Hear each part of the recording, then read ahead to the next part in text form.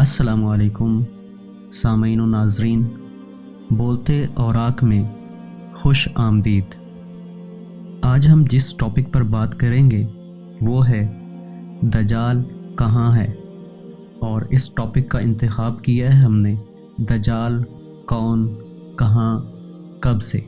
यहूदियत की एक मजहबी दस्तावेज़ में लिखा है मसीह यानी दज्जाल की रूह इस जगह जहाँ वो कैद है रोया करती है और यहूदियों के अहवाल पर गमगीन रहती है, और बार बार इन मलाइका से जो इससे कैद किए हुए हैं पूछती है कि इसे कब निकलने की इजाज़त मिलेगी। यहूदी मसीही दज्जाल यानी दज्जाल अकबर के जिसे वो मसीह दाऊद कहते हैं, इनके मौजूदा मकाम, रिहाइश या मौजूदा पनाहगाह को जाहिर नहीं करते, या तो इब्लीस ने इन्हें भी इसका इल्म वाज़े और मुतय्यन नहीं दिया है, या अगर दिया है तो यहूदी अकाबर इसे बेहद सीगा राज की तरह रखने की कोशिश करते हैं।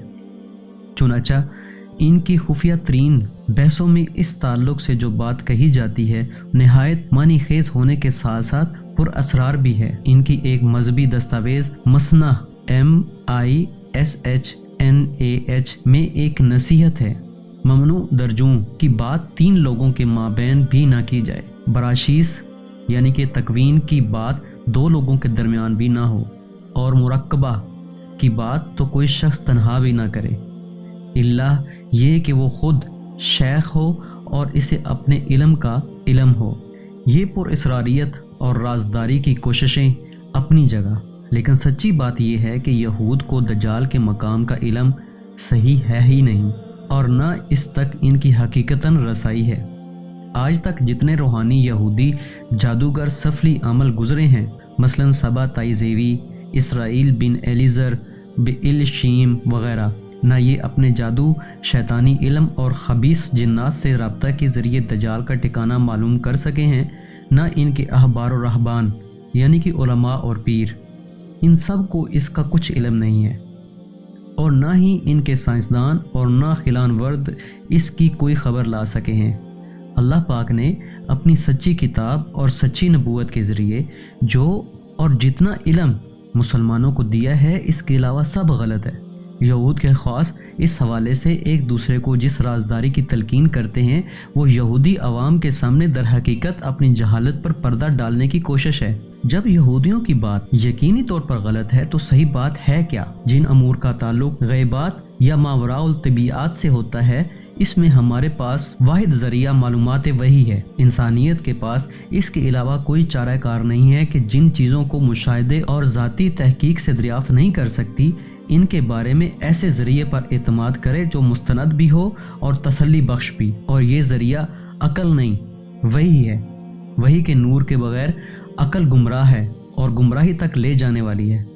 हजूर अलैहिस्सलातु वस्सलाम वो हस्ती हैं जिन्हें ज़माना जाहिलियत शदीद दुश्मन रखने वाले मुखालफीन ने भी अल-सादिकुल अमीन का लक़ब दिया है। आपने ज़िंदगी भर कभी भी किसी तरह का झूठ नहीं बोला, लिहाजा आप सल्लल्लाहु अलैहि वसल्लम की बताई हुई इतलात से ज़्यादा मुस्तनद ज़रिया मालूमात इंसान के पास कोई और है ही नहीं। आइए दुनिया की सबसे सच्ची और सबसे ज़्यादा काबिल इत्मीनान ज़बान से पूछते हैं कि वो दज्जाल कहाँ है। ये बात दिलचस्पी से खाली ना होगी कि खुद इसी हदीस शरीफ में जिसमें दज्जाल के मौजूदा मकाम का तज़किरा है, जिक्र है कि आप सल्लल्लाहु अलैहि वसल्लम की पेशगोई की तस्दीक आपकी हयात मुबारका में हो गई थी, जिस पर आपने खुशी और मुसरत का इजहार फरमाया। जब अल्लाह के रसूल सल्लल्लाहु अलैहि वसल्लम नमाज पढ़ चुके तो वो मिंबर पर तशरीफ़ फरमा हुए और मुस्कुराते हुए फरमाया, तमाम लोग अपनी अपनी जगह बैठे रहें। फिर फरमाया, जानते हो मैंने तुम्हें क्यों जमा किया है?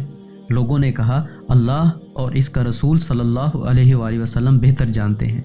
आप सल्लल्लाहु अलैहि वसल्लम ने फरमाया, अल्लाह की कसम, मैंने तुम्हें ना तो किसी चीज़ का शौक़ दिलाने के लिए जमा किया है और ना किसी चीज़ से डराने धमकाने के लिए इकट्ठा किया है, बल्कि मैंने तुम्हें ये बताने के लिए जमा किया है कि तमीम दारी पहले ईसाई थे, वो आए, इसने बैत की और इस्लाम में दाखिल हो गया, اس نے مجھے ایسا واقعہ سنایا جو ان باتوں سے تعلق رکھتا ہے جو میں تمہیں دجال کے بارے میں بتایا کرتا ہوں۔ اس نے مجھے بتایا کہ وہ لخم اور جزام قبیلہ کے 30 آدمیوں کے ہمراہ ایک بحری جہاز میں سمندر کے سفر پر روانہ ہوئے۔ سمندر کی لہریں مہینہ بھر انہیں ادھر ادھر دھکیلتی رہیں، یہاں تک کہ وہ ایک جزیرے میں پہنچ گئے۔ اس وقت سورج غروب ہو رہا تھا۔ وہ ایک چھوٹی کشتی میں بیٹھ کر جزیرے میں داخل ہوئے۔ جب وہ جزیرے میں داخل ہوئے تو ان کو جانور ملا جس کے جسم پر بہت سے بال تھے۔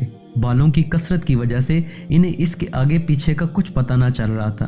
انہوں نے کہا، تیرا ناس ہو، تو کیا چیز ہے؟ اس نے کہا کہ میں جساسہ ہوں۔ انہوں نے پوچھا، یہ جساسہ کیا چیز ہے؟ اس نے کہا، اے لوگو، خانقاہ میں موجود اس آدمی کی طرف جاؤ، وہ تمہاری خبریں سننے کا بڑے تجسس سے انتظار کر رہا ہے۔ بیان کرنے والا بتاتا ہے کہ جب اس نے آدمی کا ہم سے ذکر کیا تو ہمیں خوف لاحق ہوا کہ یہ جانور شیطان نہ ہو۔ پھر ہم تیزی سے چلے اور خانقاہ میں داخل ہو گئے۔ وہاں ہم نے بھاری بھرکم قد کاٹ کا ایک آدمی دیکھا جس کے گھٹنوں سے ٹخنوں تک بندھی ایک لوہے کی زنجیر تھی اور اس کے ہاتھ اس کی گردن کے ساتھ بندھے ہوئے تھے۔ ہم نے پوچھا، تیرا ناس ہو، تو کیا چیز ہے؟ اس نے کہا، میرا پتہ تمہیں جلد چل جائے گا، یہ بتاؤ کہ تم کون ہو؟ ہم نے کہا کہ ہم عرب سے آئے ہیں۔ ہم جہاز میں سوار ہوئے، سمندر میں طوفان آ گیا، مہینہ بھر لہریں ہمیں دھکیلتی رہیں، یہاں تک کہ اس جزیرے کے کنارے لے آئے۔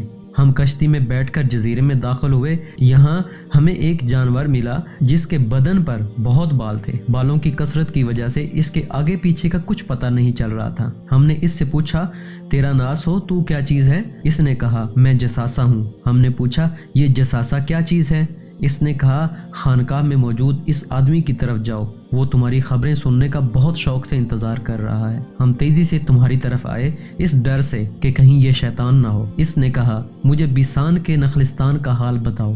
ہم نے کہا کہ اس نخلستان کے بارے میں کون سی بات پوچھنا چاہتے ہو؟ اس نے کہا، میں جاننا چاہتا ہوں کہ کیا اس کے درختوں پر پھل آتے ہیں یا نہیں۔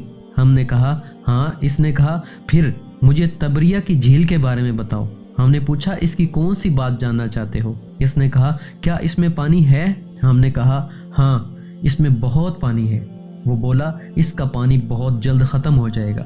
پھر اس نے کہا، مجھے زغر کے چشمہ کے بارے میں بتاؤ۔ ہم نے پوچھا، کون سی بات معلوم کرنا چاہتے ہو؟ زنجیر میں جکڑے آدمی نے کہا، کیا چشمہ میں پانی ہے اور لوگ اس پانی سے کھیتوں کو سیراب کرتے ہیں؟